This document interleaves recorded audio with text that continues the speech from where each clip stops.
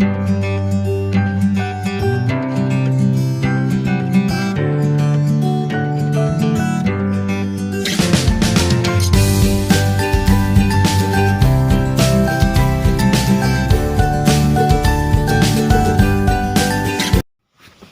हम ब्रह्म मुहूर्त में बैठ करके भगवान श्री राम की जो कथा सुन रहे हैं, ये भी किस ईश्वर की अपार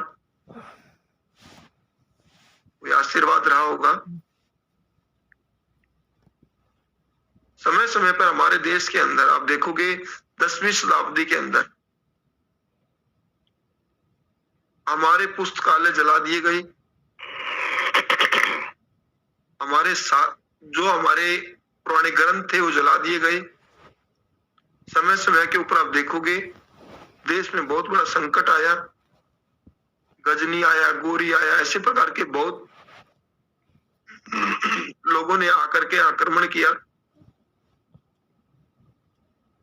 लेकिन जब पता चला कि हमारे देश में संकट आ गया और आने वाला है, शास्त्रों को बचाने के लिए हमारे ऋषि मुनियों ने, जो कि हम बार बार अभी कई बार हम चर्चा करते करते हमें सब कुछ अभी दिख रहा है कि हमारे पास समय बहुत कम है।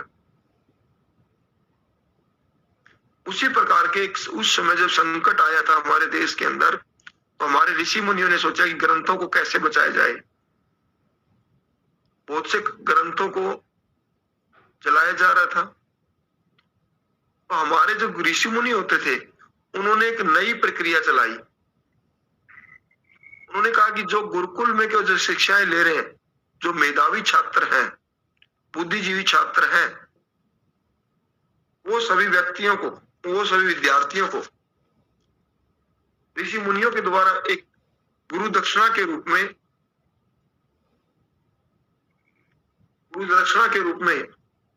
गुरु अपने छात्रों को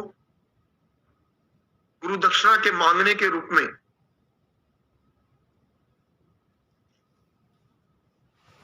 यानी कि जो गुरुकुल में शिक्षा लेते थे, उनको सिखाया गया कि जब आप ये गुरु शिक्षा ले रहे हैं तो हमें गुरु दक्षिणा के रूप में क्या देंगे। एक बार एक संवाद है, ये भगवान श्री राम की कथा से नहीं है मैं, लेकिन बाद में जो देश में जो संकट आए उस समय की घटना ही है। एक बार उसको लेके आ रहा हूं। जब हमारे देश में युद्ध का आक्रमण होने लग गए, विदेशी ताकतें अपार शक्ति में आ गई, आप देखेंगे जिस प्रकार से आज देश के अंदर वही हो गया। हमारा देश कर्जवान है, प्रत्येक साल इतना कर्जा ले रहा कि पिछले साल का जो कर्जा लिया हुआ है, पीछे का जो कर्जा ले रखा है, उसका ब्याज देने के लिए नया कर्जा लेना पड़ रहा है। देखो, कभी न कभी तो एक किसी चीज का अंत आता ही है। जैसे हम अगर परिवार को चलाने के लिए अगर हम किसी से ब्याज लोन पे पैसा लेते हैं और उसी लोन के ब्याज को चुकाने, तो आप समझदार होंगे, समझ सकते हैं कि वो देश कहां जा रहा है। इस संकट, कितने बड़े संकट में जा रहा है देश। जैसे परिवार की स्थिति का मैंने एग्जांपल लिया, आप जिस परिवार में जो लोन ले रहे हैं उसी लोन का भुगतान करने के लिए फिर लोन ले रहे हैं, तो आप आने वाली पीढ़ी के अंदर कहां गड्ढे में डाल रहे हैं, आप खुद समझदार। वही देश के अंदर फिर संकट से मंडराने लग गया। कभी कभी ऐसा अनुभव होता है सुबह ब्रह्म मुहूर्त में, शायद देश के पास बहुत कम समय है। तो इसी प्रकार से जब हमारे ऋषि मुनियों के द्वारा ब्रह्म मुहूर्त में शिक्षा का आदान प्रदान किया जाता था, वहां जो हमारे गुरुओं ने एक नई पद्धति चला ली कि हमारे जो चार वेदों के बारे में जानकारी दी जाती थी, उनको कंठस्थ याद करवाया जाता था। तो हमारे ऋषि मुनियों के द्वारा एक उनसे गुरुदक्षिणा के रूप में बोला गया, जो भी मेधावी विद्यार्थी जो चारों वेदों को याद करे, कंठस्थ याद करे और उन वेदों को प्रत्येक साल एक एक द्वारा याद करे। जो विद्यार्थी, जो शिष्य चार वेदों को बिल्कुल कंठस्थ याद कर लेता था, जिनको कि आजकल जो कहा जाता है कि उनका जो गोत्र या उनका जो डीएनए का जो नाम रखा गया उसे चतुर्वेदी बोलते थे। उनका गोत्र का नाम हो गया चतुर्वेदी। दूसरा, कुछ ऐसे विद्यार्थी थे जो 3 वेदों का ज्ञान को याद करते थे, त्रिवेदी। जो 2 वेदों का याद रखते थे, 2 वेदी। इस प्रकार से जो आप देखोगे, जो जातियों के अंदर जो डीएनए का जो नाम दिया जा रहा है, समय एक दिन निकाल करके हम चर्चा करेंगे कि जितनी भी जनजातियां हैं, प्रत्येक जनजातियों के अंदर जो कि गोत्र की जो परिभाषा है, ये हमारे शास्त्रों के अंदर से है। ये एक बहुत बड़ा इतिहास है। पहले के समय में क्या था, जब शादियां होती थी तो गोत्र वगैरह मिलवाए जाते थे।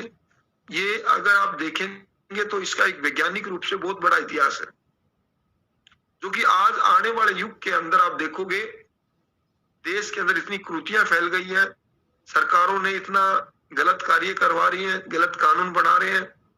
हमारे जो बच्चे हैं, छोटे छोटे बच्चे हैं, कानून की सहायता से शादियां कर लेते हैं। ये सब देश को विनाश की तरफ लेके जा रहे हैं।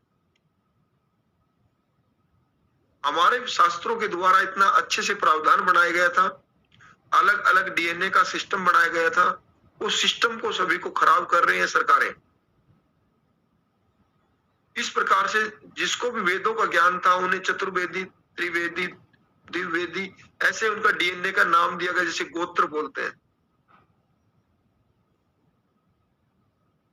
और जिनको मिला हुआ जले कई चीजों का ज्ञान है,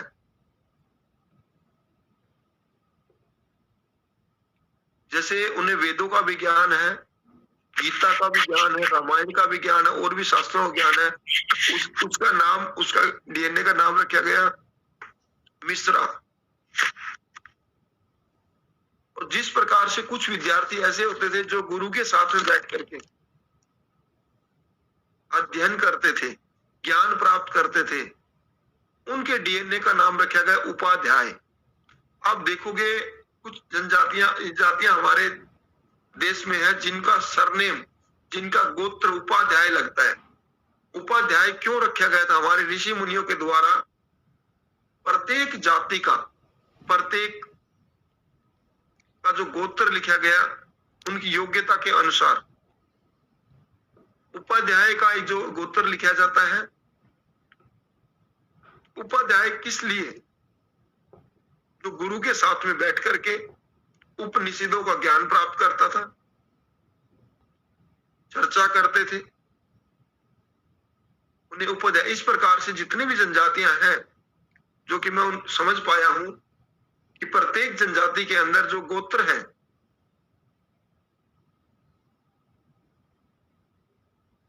गोत्रों का अपना एक इतिहास है।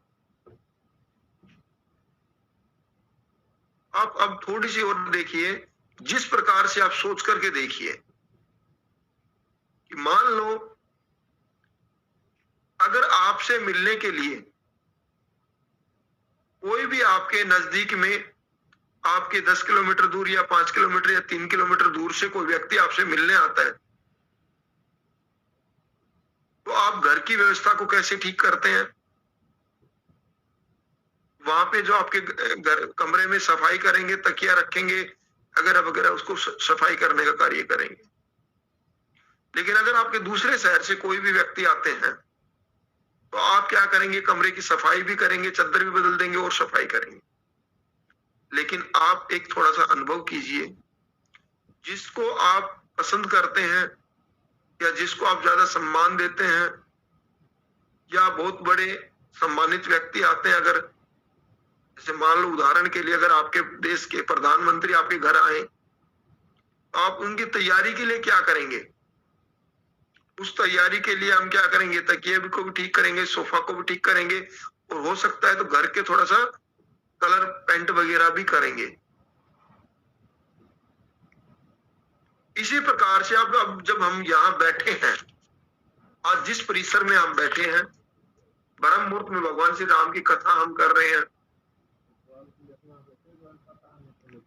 आपको क्या अनुभव हो रहा होगा कि आप भगवान श्री राम की जब कथा कर रहे हैं, धर्मपाल जी बता के गए कि आपको देश की सुरक्षा ऐसे की जा आने वाले आर्मी राज्य को हमें और भी सफाई की तैयारी करने की आवश्यकता है। एक संगठन में जोड़ करके ऐसे कार्य किए जा समय पे उठने की आवश्यकता है। और भी हमारे देश के महापुरुष सभी समय समय पे आए। याद रखें, दुर्भाग्य की बात है जब हम महापुरुषों के साथ में होते हैं, आप देखेंगे दो शब्द समझ नहीं पाते। एक तो भक्ति, भक्त एक विभागी जैसे कहा जाता है कि मनुष्य मतलब भगवान के प्रति जो यात्रा है वो पशु से देवता तक की यात्रा है। कि हमें ब्रह्म मुहूर्त में उठ करके भगवान श्री राम की कथा में बैठ करके भगवान श्री राम की समय पे उठ करके सफाई करें, क्योंकि ये भगवान श्री राम आने वाले हैं। हमने जैसे बताया कि अगर हम 3 किलोमीटर की दूरी से कोई व्यक्ति मिलने आता है तो आप थोड़ी सी सफाई करेंगे। अगर दूसरे देश से कोई आता है, दूसरे जिले से आता है तो और सफाई करेंगे। अगर वो रिलेटिव है जो काफी दिनों के बाद आता है और सफाई करेंगे। तो जिस प्रकार से हम अपने मन में परिवर्तन लेके आएंगे।